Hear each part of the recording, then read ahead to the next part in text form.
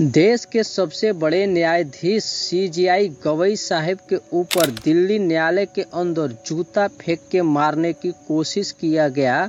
दिल्ली के न्यायालय के अंदर, वो भी एक वकील के द्वारा। लेकिन सवाल उठता है कि इस वकील ने सीजेआई गवई साहब के ऊपर जूता फेंक के मारने की क्यों कोशिश किया। क्या इसका इतना औधा बड़ा हो गया है कि सीजेआई न्यायाधीश गवई साहब के ऊपर जूता फेंक के मारने की कोशिश किया।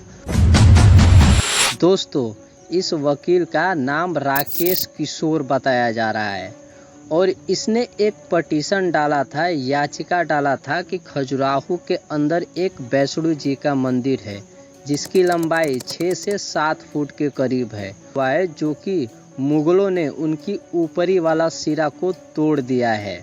और हम ये न्यायाधीश से ये गुजारिश करते हैं, अपील करते हैं और इस याचिका के द्वारा हम कहते हैं कि उस मंदिर को ठीक कराया जाए और वहाँ पे पूजा पाठ आरंभ कराने की कोशिश किया जाए।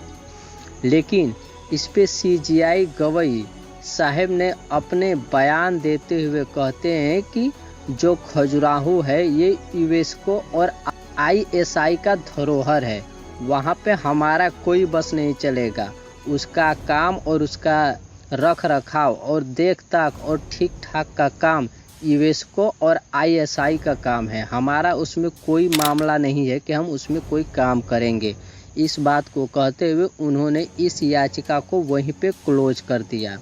लेकिन कुछ दिन के बाद सीजेआई न्यायाधीश गवई साहब के बयान को तोड़ मड़ोड़ के पेश किया गया और कहा गया और वीडियो के माध्यम से वायरल किया गया कि देश के सबसे बड़े न्यायाधीश सीजेआई गवई साहब ने सीधा साफ शब्दों में कह दिया है कि तुम्हारे वैष्णो के अंदर अगर इतनी ताकत है तो अपने आप मूर्ति को ठीक कर लें और वहाँ पे पूजा पाठ आरंभ करा दें।